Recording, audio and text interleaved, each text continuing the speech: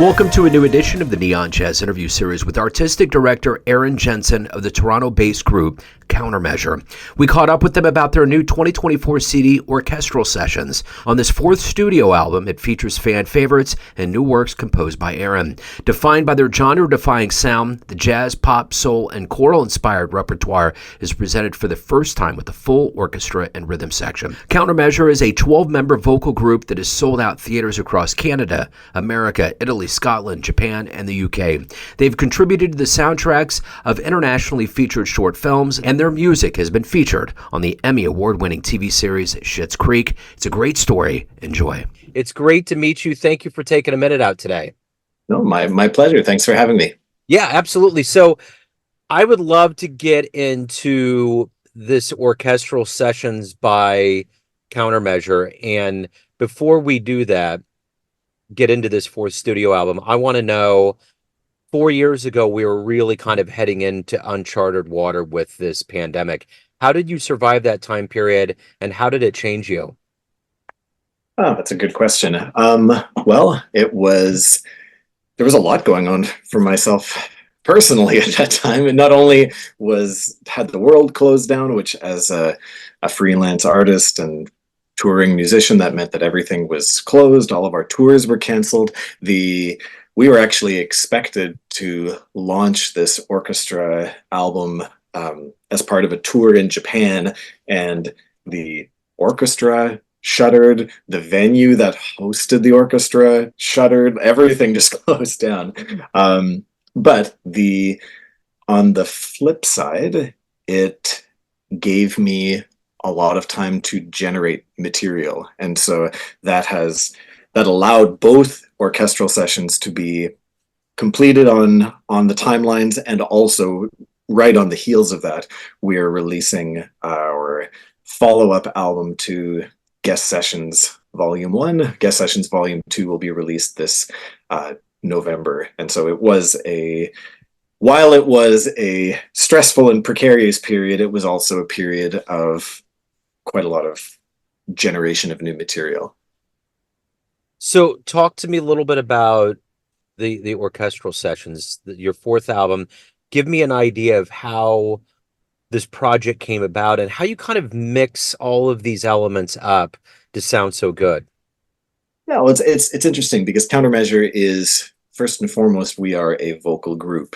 And that said, our trajectory over the last 3 or 4 or 5 years has really been defined by collaboration. And so with our previous album, that involved voice plus solo guest instrumentalist, and then we just went on the total other end of the spectrum of, instead of just exploring the timbre of voice and theremin or voice and bass, it's like, well, what happens when we just open it up to the full lush expansiveness of an orchestra? And it was just thrilling. And speaking on behalf of the whole group, the first time that we sang together in a year and a half, I'm going to say, was with an orchestra behind us. So it was a very emotional day for us all to not only come together and create music together and perform, but also to have this incredible backdrop, this wall of supportive sound. So ultimately, at the end of the day, I know this isn't the ultimate aim, but it's a part of the fabric of what you do. What are you hoping the listener gets from this project?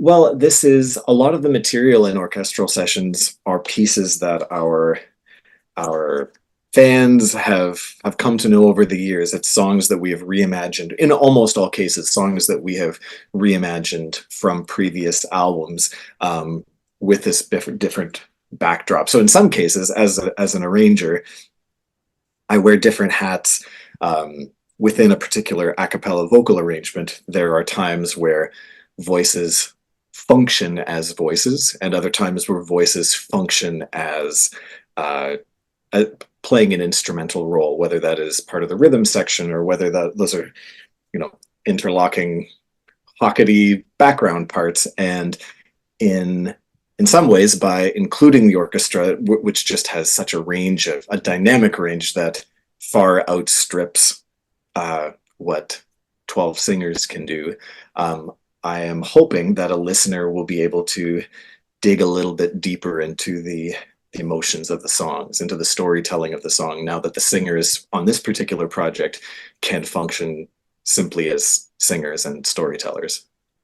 So I would like to go into your world as the artistic director. Tell me how this journey into the music began for you and evolved into who you are today. Um, yeah, well, I mean, I have followed a fairly tortuous path as a Hmm. creator. I have never had a clear vision of this is my ambition, one overarching sense of vision. I have made so many of my career decisions based on relationships, based on who are the people that I just love working with, like who do I want to include into my sandbox, and Countermeasure has been such a family. We're going into our 14th season together, and more than half of the members have been around for all 14 seasons, and we've seen each other through weddings and loss of family members and all kinds of things. And so this is that has been a huge part of my life. Not only have I shared a good percentage of my life with these people, but when I am arranging music, when I'm composing new works for the singers in this group, I'm not composing in a vacuum. I'm composing very specifically not only for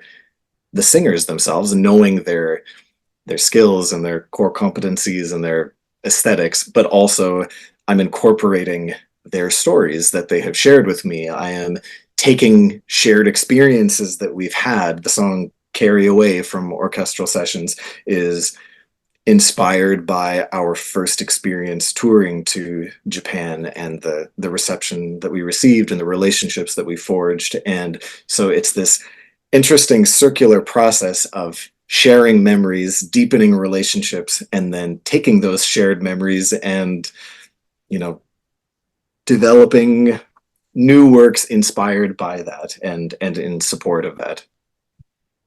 So at the end of the day, what do you like the best about being a creative, about being in this role that you're in? What gets you up? What gets you motivated? What do you look forward to the most? To me, it's first and foremost, it's collaborations. It is so thrilling for me to have the opportunity to continually learn from wildly skilled players and creative people. And so any opportunity that I have to turn a project that allows me to engage with a new group of people, or to deepen my understanding of a new type of music that is relatively new to me. I mean, that is so thrilling to me.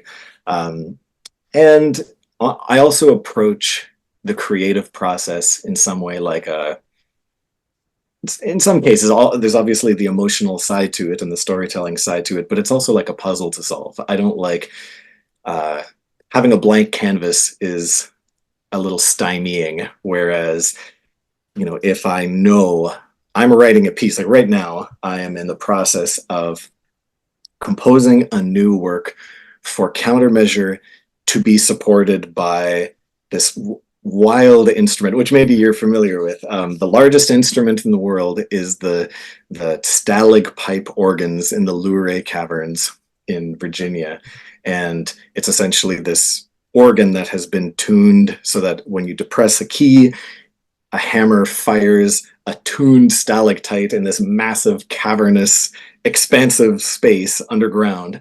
And so, you know, looking at that and saying, okay, well, here are the voices that I know so well, and here is this very specific instrument that has all of the constraints and opportunities that come with that. What kind of a song would be supported by this collaboration of these two different, very dislike sounds? How does the sense of space, because if I press a middle C and it strikes the stalactite 2 feet to my left, and I strike the D above that and it's 2 kilometers to my right, then how does that change the audience's perception as they're listening? That sense of space, which is going to, it has already impacted the lyric of this piece and sort of the emotional tenor of the piece that I'm composing. So anytime that I have constraints, anytime, whether that's constraints of the singers, the opportunity that we've had the opportunity to provide the soundtrack to some short films, and so responding to the picture on the screen, all of those are uh, those just give me a framework to build within and to respond to.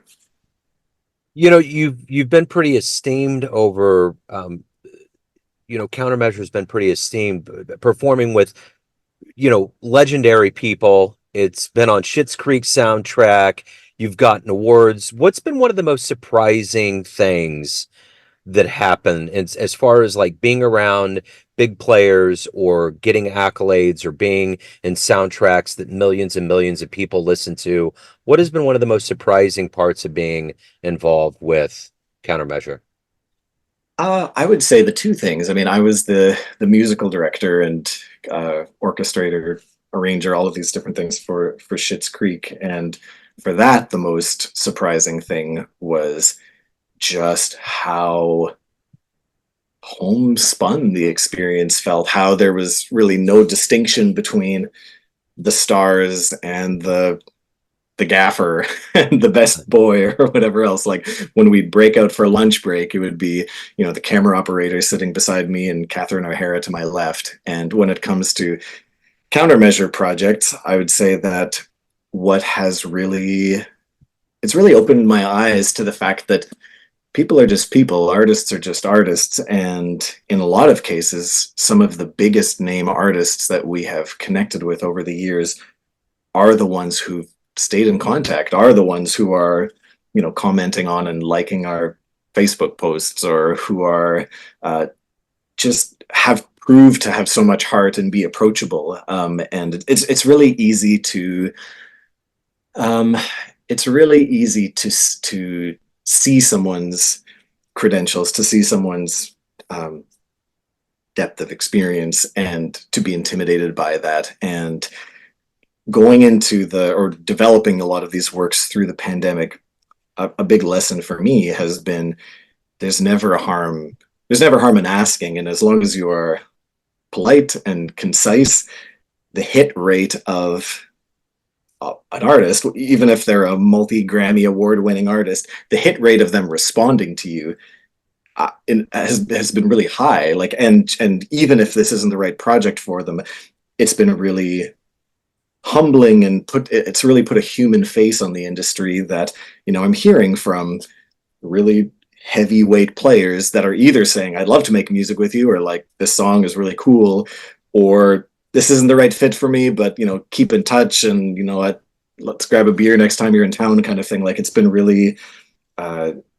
exceptional on that front. And I'm not an outgoing person. I'm most comfortable when I'm sort of in my little safe creative cave doing work on my own, and then emerging it now and then. And so I'm not the person who's going to be, walking into a crowded room with my hand extended necessarily. And so uh, it's been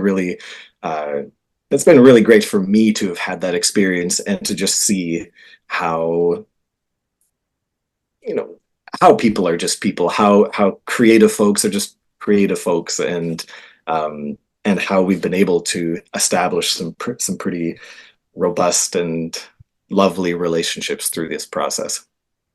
So, being on your fourth album, being together for quite a while, what has been kind of the glue, or what has been the success of this band staying together and producing such high caliber work?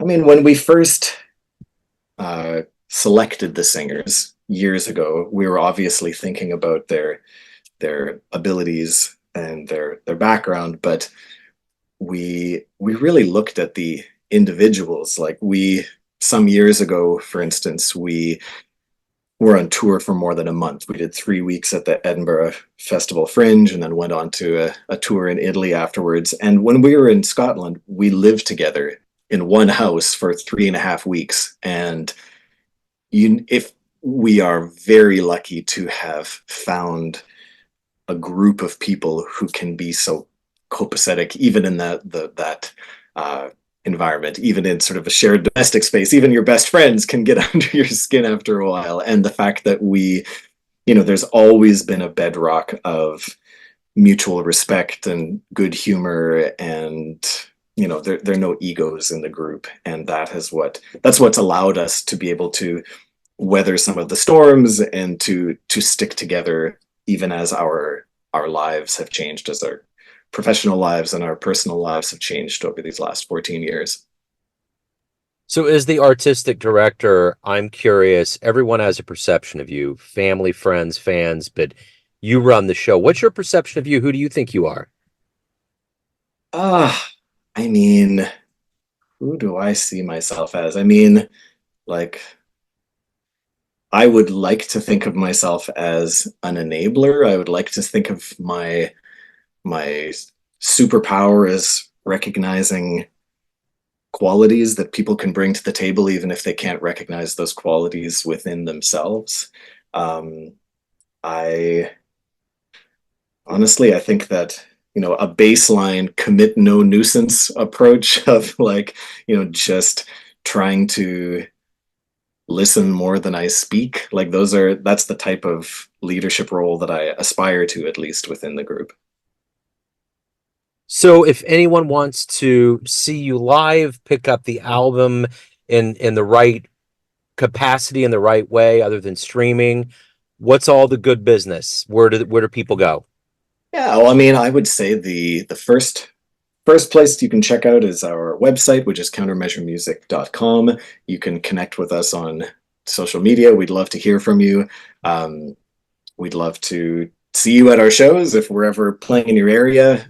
If anybody's listening to this that is anywhere near Toronto, we've got a show coming up in May, on the 26th of May.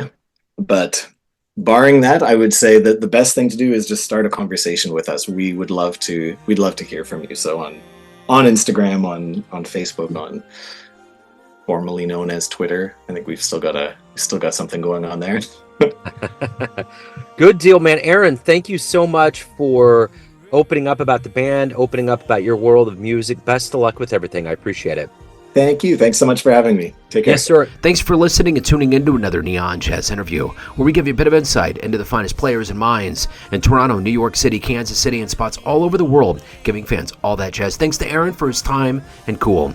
If you want to hear more Neon Jazz interviews, you can find us on Spotify and Apple Podcasts. Subscribe to us at YouTube, and for everything Neon Jazz, go to theneonjazz.blogspot.com. Until next time, enjoy the jazz, my friends.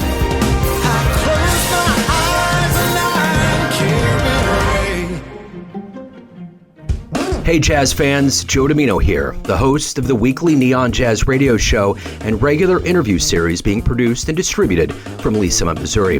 We are quite excited to let you know about the first annual Lee Summit Jazz Fest taking place this summer on June 22nd, 2024 at the Bridge Space located at 210 Southwest Market Street. There will be 8 robust acts, including the Back Alley Brass Band and the great Lee Summit Jazz Orchestra. There will also be art vendors and food trucks to make this a must-attend event. All details can be found at www.bridgespace.us/jazz. We will see you there. Neon Jazz.